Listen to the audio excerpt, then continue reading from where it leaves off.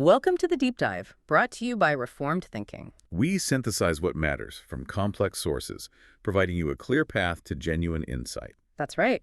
And today, this deep dive is really for you, the curious learner, who wants a thorough but efficient look at some high-level biblical theology. That's a big topic. We're taking on a huge study connecting Israel's songs, the wisdom literature, and then the massive prophetic vision in the book of Isaiah. And I think when you look at these parts by themselves, they're compelling. But when you see how they actually lock together, the whole picture of God's plan it's just astonishing. It really is. What we're doing is tracing the dimensions of God's kingdom. So that his rule, the human response to that rule, and then the place where that rule happens. And those three things show up across the Old Testament, but they're not always balanced the same way. Not at all. I mean, think about Deuteronomy. The place, the land, and the law are front and center.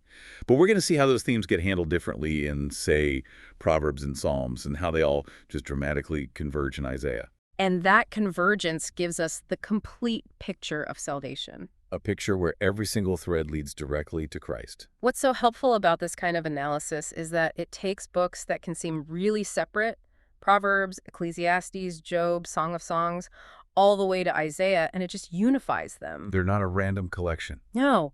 When you see them through this lens of God's kingship and his covenant promises, they start to look like complementary parts of one big explanation. An explanation of what it means for us to live under the authority of a sovereign king. And we absolutely need that big picture.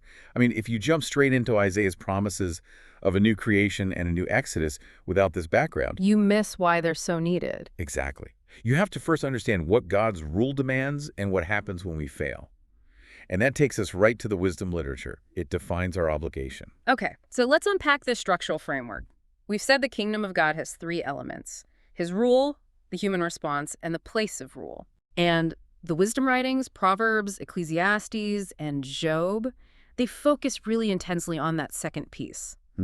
How are human beings supposed to respond to the king's authority? That is the absolute core. I mean, books like Exodus or Leviticus, they're so concerned with the geography and the physical stuff of God's rule. The land, the tabernacle, the temple. Structures. The structures, the priesthood. But the wisdom writings, they turn inward. They ask this really practical, almost existential question. What does a good life look like, when you're living it under the day-to-day rule of a wise sovereign king? And the answer that ties all three of those books together is that a good life has to be a God-centered life. It's all defined by what the texts call the fear of the Lord. Exactly. The fear of the Lord is the beginning of wisdom. Proverbs tells us that right away. But we have to be careful not to hear that as just terror. Right. It's not cowering in a corner. No, it's reverential awe.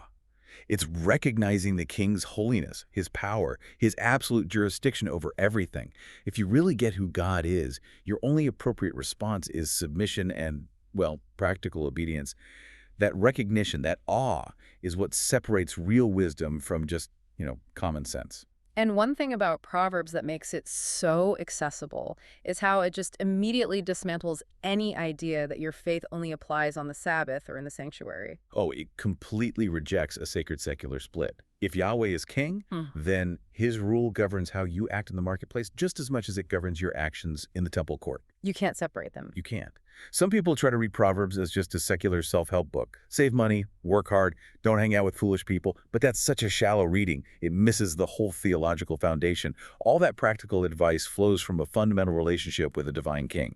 And when you get into the details, you see just how total his rule is. It's everything from your finances and work ethic to how you speak and conduct your relationships. And the treatment of the poor is a constant litmus test for whether you truly fear the Lord. It comes up again and again. It does, because treating the poor with justice, it's not just about being nice. It recognizes that the king has appointed himself as the defender of the needy. So when you oppress the poor, the text says you're insulting their maker. Wow. Yeah. And it's the same with your sexual conduct, your honesty in business, even the simple restraint you show with your words. Every bit of it falls under Yahweh's inspection. Living under his kingship means every moment, every transaction is accounted for. So this wisdom isn't some new idea, it's the practical application of the covenant law they already had. Precisely. The advice parents give in Proverbs often sounds a lot like the calls in Deuteronomy to bind the Torah to your heart, to teach it to your children. Wisdom is basically covenant application. It takes the big rules of the law and applies them to specific real-life situations. It confirms that the just and sovereign king is, in fact, watching. So Proverbs gives us these reliable generalizations.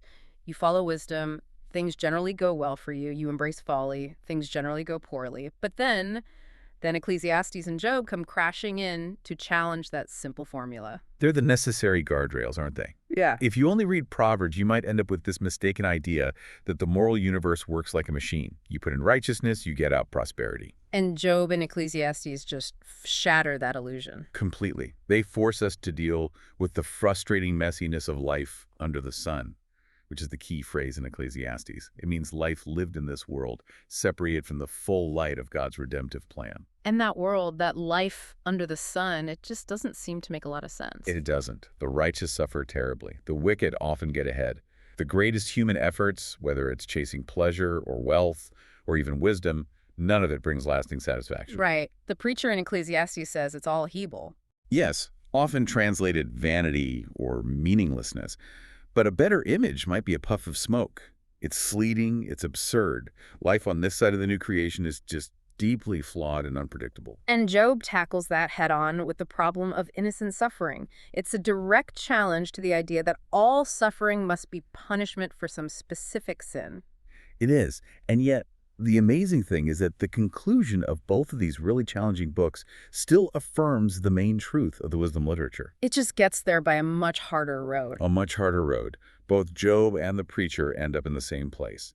God is sovereign. He reigns over everything. And that includes the chaos and the things that don't make sense to us. And what's crucial is that God makes it clear he has not and will not show us his entire playbook. He's the infinite king, and we're the finite subjects. That's it. You see that so clearly in Job's conversation with God. It's one of the most humbling sections in all of Scripture.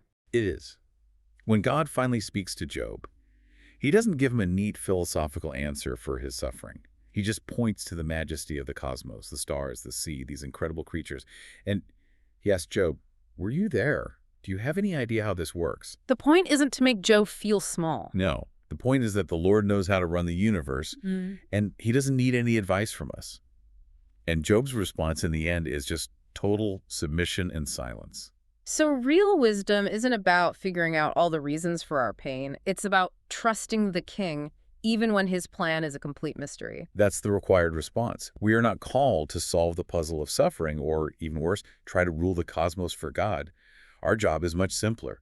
Trust his wise rule, fear him, and keep his commandments. We're meant to live our lives, enjoy the good things he gives us, and wait for the day of judgment when he will set everything right. We have to avoid that pretension of trying to be God. That's a great synthesis. From the practical living of Proverbs to the deep wrestling in Ecclesiastes and Job, it's all one continuous call to submit to a sovereign king. Okay, so let's bring in the songs and the psalms. They continue this theme, but they seem to dramatically ramp up the anticipation for the king himself. We shift a bit here from the sort of internal individual response to this collective worship and expectation. And the Song of Songs, which people often just see as a romantic poem, it's a celebration of married, sexual love between a king and his bride. It's the highest expression of earthly joy and beauty. It is.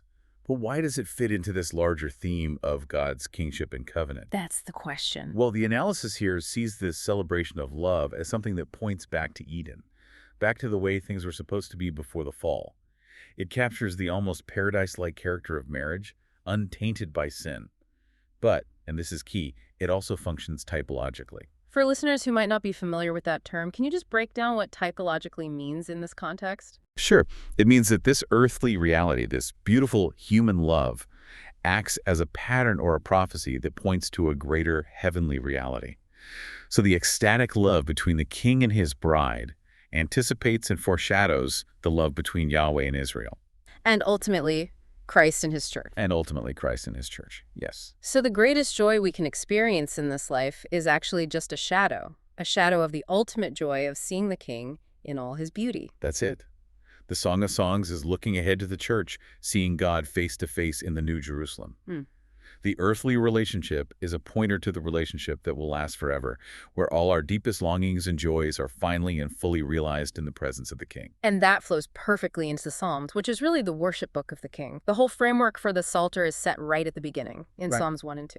And they instantly combine the themes of wisdom with messianism. How so? Well, Psalm 1 is a classic wisdom psalm. It describes the blessed man as the one who delights in the Torah, who meditates on God's instruction day and night. Which confirms that link we just talked about. Real blessing comes from obeying the king's law. Exactly. But then, right after that, Psalm 2 just completely shifts gears. It becomes explicitly messianic. It moves from a general righteous life to the promise of a very specific Davidic king. It does. This king, installed on Zion by Yahweh himself, is promised universal rule. He's going to rule the ends of the earth and shatter the rebellious nations. And this convergence is so significant. The ideal human response, which is wisdom, gets linked directly to the ideal promised king, the Messiah. So the life of perfect obedience that no human king, not even Israel as a whole, could ever maintain. Will be perfectly maintained and ultimately fulfilled by this anointed one. That's huge. That means the promise of worldwide blessing to Abraham and the political promise to David will be fulfilled by someone who also embodies perfect wisdom and obedience. Yes. The whole Psalter is a testimony that Yahweh's promise to David hasn't been canceled, even though the earthly kingdom eventually collapsed. The expectation is that Yahweh's rule will become this glorious reality through Jesus the Messiah. The Psalms are looking forward to the true and final David. The one who will bring about a second Exodus and true freedom. Right. And notice how the Psalter ends. The final word of the whole book is just praise. It suggests that all the lament, all the struggle, all the unanswered questions found in the Psalms are ultimately resolved by the presence and the goodness of the King. That praise comes from a place of certainty. It does. The Psalms talk over and over about the deep satisfaction of seeing the Lord, of having your deepest hunger and thirst completely satisfied in His presence. The conviction is that God will fulfill His promises through Jesus the Messiah. And when His kingdom finally arrives through the Anointed One, His people will rejoice because they'll finally see their King and experience perfect satisfaction in His presence forever. And that sets the stage perfectly for Isaiah. We're moving from the ideal of the king's rule and this great anticipation for the Anointed One to the stark historical reality of Israel's catastrophic failure. A failure so deep and so widespread that it makes an overwhelming judgment necessary. And then, out of that, a radical new plan for salvation. Isaiah is a challenging book, no doubt about it. Structurally, it's often divided into two big sections. Right, chapters 1 through 35, which are mostly dealing with the immediate threat from the Assyrian Empire, and then chapters 40 to 66, which look way past the Babylonian exile and toward a future restoration. With that fascinating hinge in the middle, chapters 36 to 39. Which is amazing. It details Jerusalem's miraculous deliverance from Assyria and then immediately follows it with this ominous prediction of what Babylon will do in the future. But the one theme that threads through the entire book is judgment. And it's not random judgment. It's specifically covenantal punishment. It's the unavoidable outcome of covenant failure. Israel broke the very specific rules laid out centuries before in Leviticus and Deuteronomy. I mean, the book opens with Israel portrayed as this diseased body, infected from head to toe. Jerusalem itself is compared to a little makeshift booth left standing in a field that's been completely conquered. It's an image of total devastation. And abandonment. And what was at the heart of this failure? Our sources point to this toxic mix of religious ritual combined with just profound active injustice. That combination is just lethal. It is. Israel kept up the appearance of piety. They were going through all the motions, endless sacrifices, offerings, observing the feasts, but their hearts were completely disconnected from God. That famous line from Isaiah. They honor God with their lips, but their hearts are far from Him. They were going through the religious drill while actively rebelling against Yahweh. And the comparison of Jerusalem and Judah to Sodom, that must have been an absolute shock to the people who first heard it. Devastating. I mean, for the nation that had the covenant, the law, and the temple to be compared to the archetype of divine annihilation, it was like the undoing of their entire identity. It just shows you how deep the rebellion went. And the text is very specific about the injustice. It really zeroes in on the sins of the powerful, the governing class. The powerful, the princes, the elders, the economic elite, they were condemned for, and this is the quote, grinding the face of the poor. This isn't passive neglect. You know, it's active oppression. It's using legal and economic systems to crush the needy.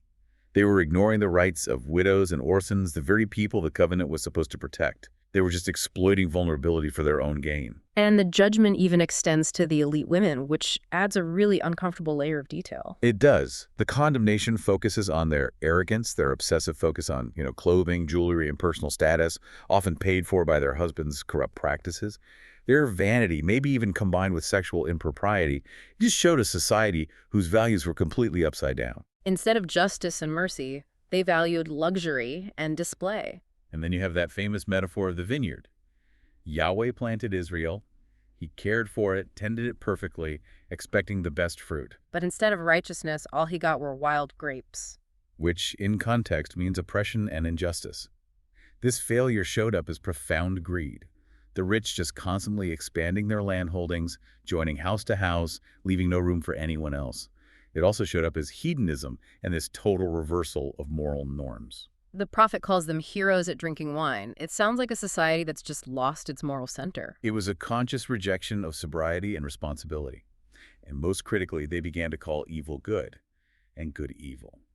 When a society loses its ability to define even basic moral categories, when they criticize what should be praised and praise what should be criticized, they're fundamentally lost. That moral inversion sealed their fate. So the symptoms were injustice and hypocrisy.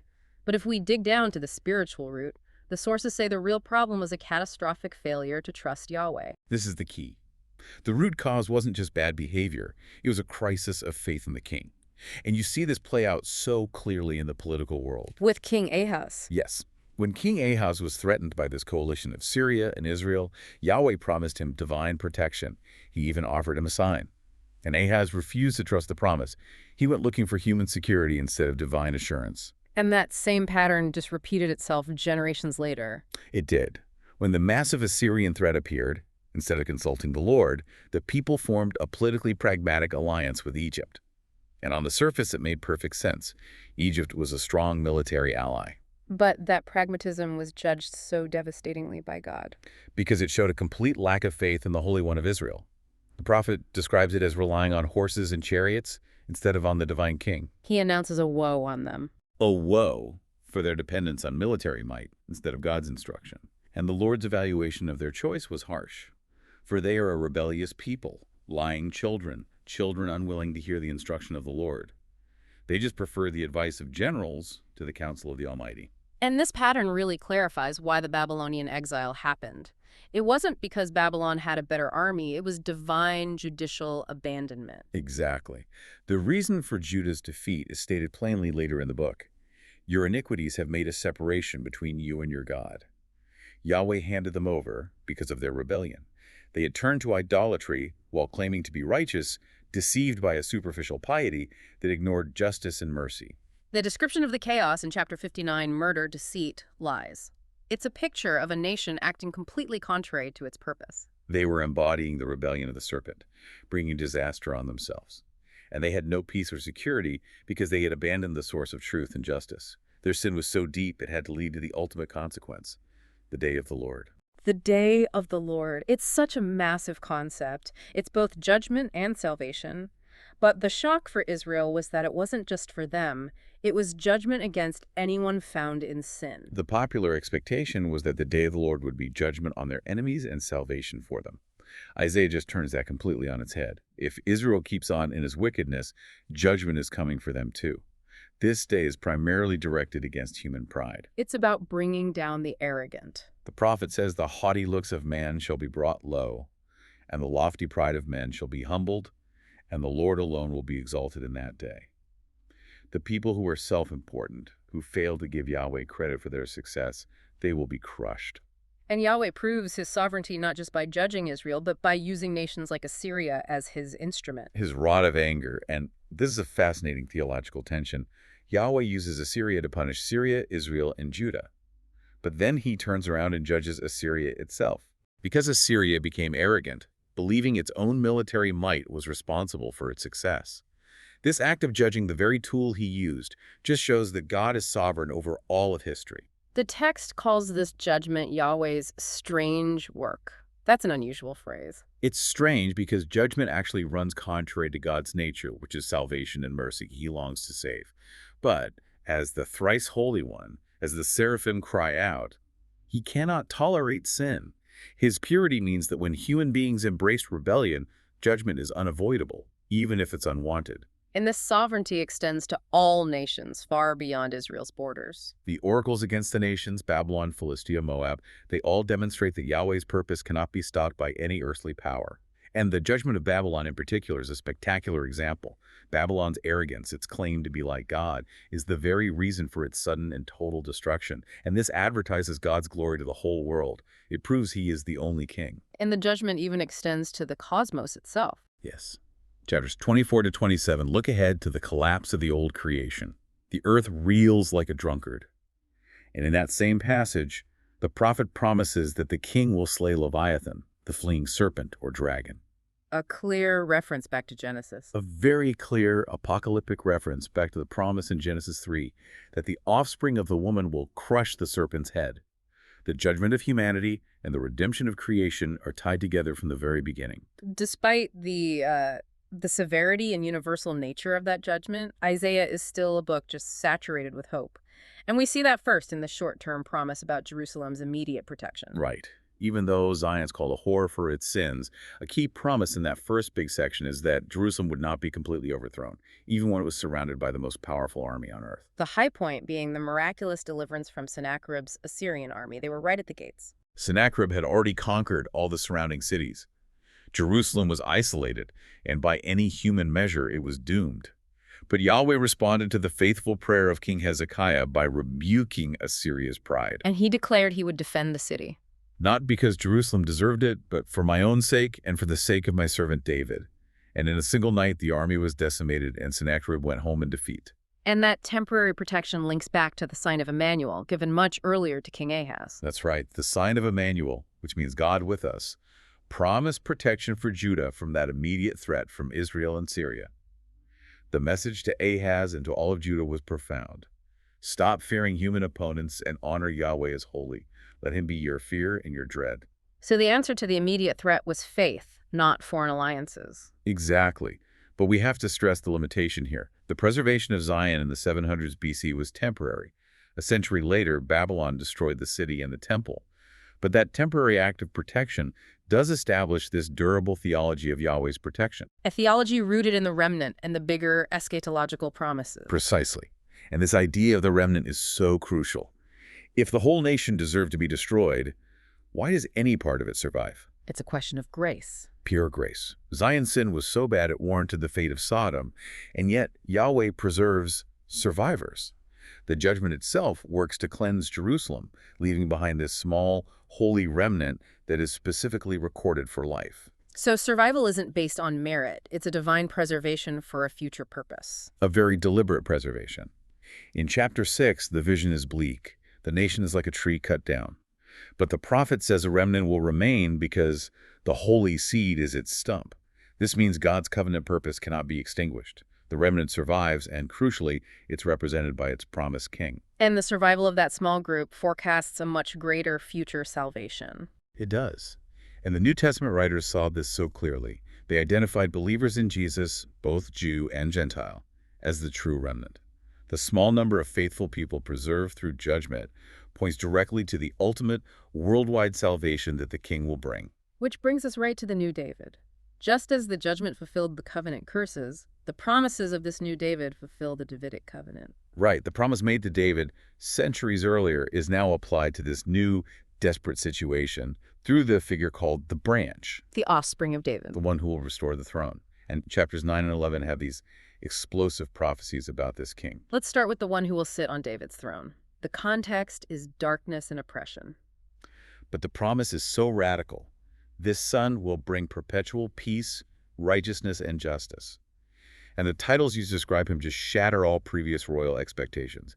He is called Wonderful Counselor, Mighty God, Everlasting Father, Prince of Peace. Mighty God and Everlasting Father. Those are attributes for Yahweh himself. This king is more than just a human ruler. It's a clear statement of his divine nature. No Davidic king before ever came close to this standard. This king surpasses everything that came before.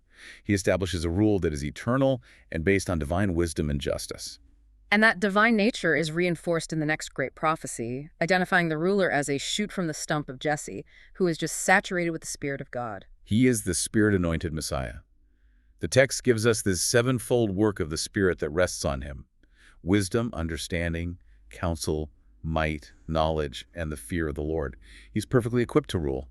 And what does his rule accomplish? New creation. New creation. We shift from politics to the entire cosmos. The result of his rule is a restored Edenic paradise. The natural order is reset. Infants can play safely near poisonous snakes. Predators graze peacefully with their prey. The whole earth will be full of the knowledge of the Lord as the waters cover the sea. This king doesn't just manage a kingdom. He starts a cosmic recreation. He defeats the serpent and restores shalom. He does. And that's why he provides ultimate security. This king is described elsewhere as the precious, secure cornerstone laid in Zion.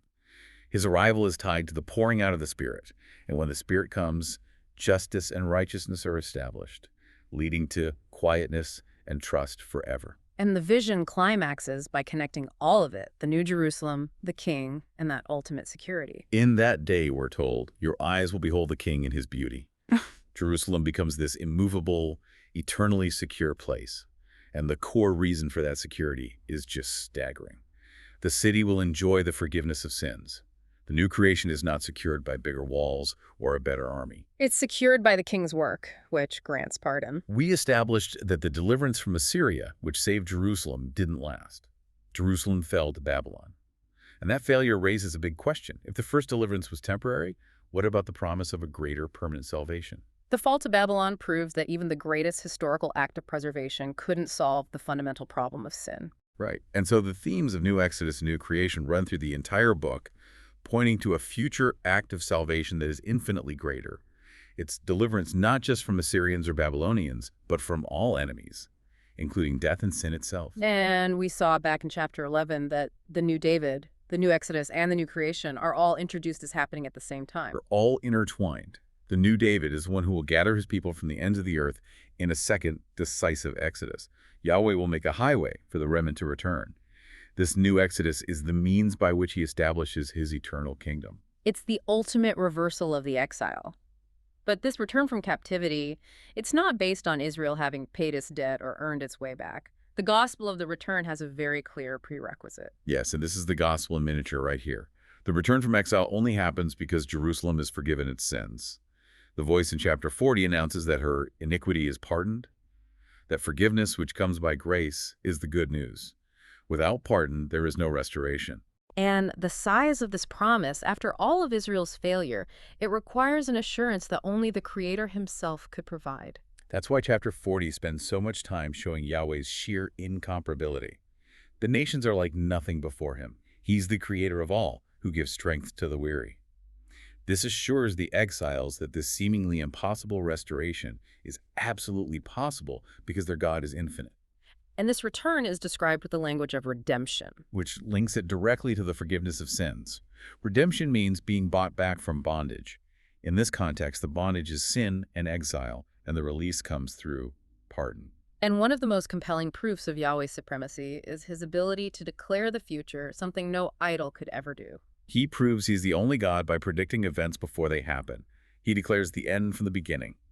This includes the stunning prediction of Cyrus naming the pagan king who would conquer Babylon and allow the temple to be rebuilt, all before Cyrus was even born. So that new Exodus then sets the stage for the new creation, the Edenic paradise. The themes are deeply connected. The return from exile kicks off the new creation. The desert blossoms. It becomes like Eden, the garden of the Lord. It's a cosmic reversal of the curse. The woes of the old creation, sickness, death, frustration, they pass away. We see the vision of the wolf and the lamb grazing together. The language about the serpent's food is a strong reference back to the crushing of the serpent promised in Genesis. The ultimate purpose of this new creation is to complete that ancient promise. And the culmination is the New Jerusalem. A New Jerusalem means a new cosmos. They're inseparable. In the New Jerusalem, sorrow is gone. The city shines so brightly with Yahweh's glory that the sun isn't needed anymore, because the Lord will be your everlasting light. And this secure, eternal reality is rooted once again in the forgiveness of sins. But let's ground this in history for a moment. The return from Babylon did happen, but it clearly didn't bring the wolf and the lamb together or get rid of death. And that's the critical theological distinction. The historical return from Babylon was only an inaugurated return. It was like the first down payment. It proved God's faithfulness, but the promises were so huge. New creation, resurrection, universal knowledge of God. They required a much greater event. And the New Testament writers saw that fulfillment only in Christ. Right, which establishes that fundamental tension of the kingdom, Mhm. the already but not yet. We live in the time between the inauguration of these promises and their final completion.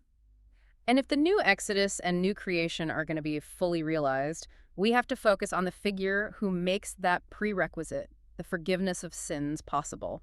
And that is the servant of the Lord. Yes, who really dominates the second half of Isaiah. And the identity of the servant starts out a bit ambiguous. Initially, the servant is identified as the nation, Israel, chosen by the Lord to be his witnesses. But the text almost immediately creates a distinction, making it impossible for the servant to be just the whole nation. What forces that separation? A few things. First, Israel is described as blind and deaf. But Yahweh says he delights in this servant who is faithful. Second, the servant's job is to bring Jacob back to the Lord, which means he has to be separate from the nation he's restoring. And third, the scope of his work goes way beyond Israel. He's a light for the nations. And the final proof that he has to be distinct comes in the servant songs, especially chapters 52 and 53. Those chapters give us the conclusive evidence. The servant has to be a unique individual figure because he atones for Israel's sin. He bears their griefs, their sorrows, their transgressions. The Lord laid on him the iniquity of us all. So he's not suffering for his own failures, it's a substitution, which raises the question, if the servant is also the righteous king from chapter 11, why does he have to suffer at all? And this is the theological genius of Isaiah.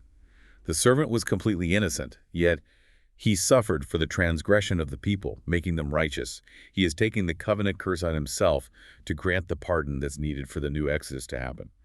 He can't be the same as the sinful nation or even the prophet himself who needed his own atonement. And the suffering is not a tragedy, it's the path to his exaltation. Exactly. His self-sacrifice results in his ultimate exaltation and prosperity. The prophet even foresees that he will see the light of life, a prediction that confirms he would be raised from the dead to share his victory.